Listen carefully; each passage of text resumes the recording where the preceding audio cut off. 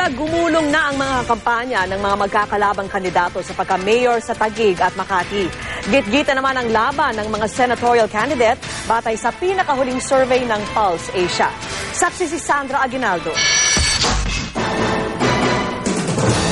Kung ngayon ay sasagawa ang eleksyon, mananatiling nasa top 3 ang tatlong re-electionist na sina Senador Loren Legarda, Chis Escudero at Alan Peter Cayetano. Batayan sa pinakahuling senatorial survey ng Pulse Asia sa 1,800 respondent nitong March 16 hanggang 20. Tabla naman sa ika-4 hanggang ika-10 pwesto sina dating MTRCB Chair Grace Poe at Senador Coco Pimentel. Sina dating Congresswoman Cynthia Villar at Nancy Binay naman ang pasok sa ika-4 hanggang ika-11 pwesto. Sa ika-4 hanggang ika-12 pwesto naman sina Bam Aquino, Congressman J.V. Ejercito at Senador Antonio Trillanes IV. Habang nasa ika-6 hanggang ika-14 si Senador Gringo Hunasan. Humahabol naman sa ika-8 hanggang sa ika-15 pwesto si Congressman Sonny Angara. Batay pa sa survey, di raw nalalayong makapasok sa top 12 sina dating Senador Juan Miguel Zubiri, Congressman Jack Enrile at dating Senador Richard Gordon. Kung mainit ang gitgitan sa karera sa pagkasenador, ganun din sa mga lokal na posisyon. Sa Taguig City, 2 miyembro ng mga nagbabanggaang pamilya sa politika ang naglalaban sa pagkaalkalde.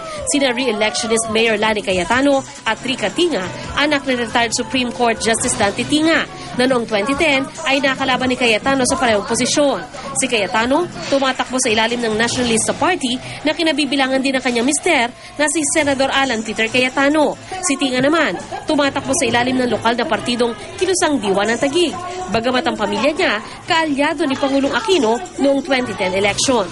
Ayon kay Liberal Party Secretary General Mel Sarmiento, napagkasunduan daw ng Liberal Party at Nationalista Party na walang ilalaban ng LP kay Cayetano sa pagka-mayor ng Taguig. Sa kanilang panunuyo ngayon sa mga botante ng Taguig City, edukasyon, trabaho at kalusugan ang pangunahin sa plataforma ni Cayetano. Kabilang naman daw sa prioridad ni Rica Tinga ang kalusugan, edukasyon at peace and order. Very confident naman yung aming grupo na makukuha namin yung pangalawang termino namin kasi talagang overflowing naman ang support ng ating mga kababayan. Iba ho ako sa mga ibang politiko.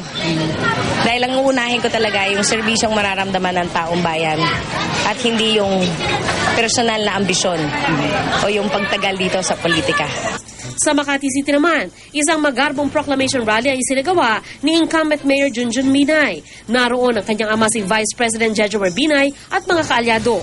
Ang kanya namang kalabang si dating Barangay Chairman Rene Bondal, nagbahay-bahay para hingin ang boto ng mga taga-Makati.